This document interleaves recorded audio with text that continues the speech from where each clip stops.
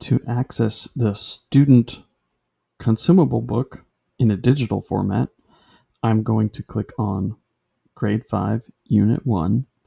Up here at the top are teacher resources. That's why it says whole group teacher resources. So I'm going to need to scroll down just a little bit. And I have whole group texts and resources. Right down here it says ebook. If I click on this, it will open in a new tab.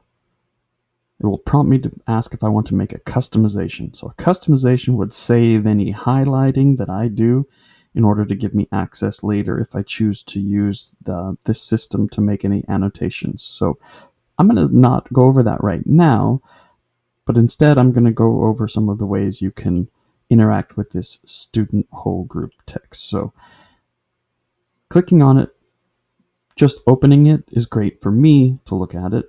But if I want my students to look at it, there's a couple different ways I can do that. If I click on the gear in the bottom right-hand corner, you can see I come up with a few different options right here. Open is what I just did. More information, if you click on that, you'll see it'll tell you that it's the student anthology. It'll give you that information there. So that information item here, more information, is very useful when you have a bunch of squares on a page and you're not sure what it is exactly. You can click on more information to find that. That's available for all of those. Add to assignment. Inside Benchmark Universe, there's a way to assign texts to students.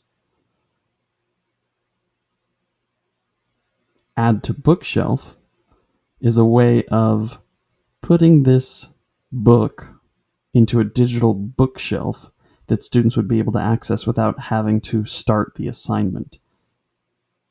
So these two methods would require you to teach students how to log into Benchmark Advance and access those items.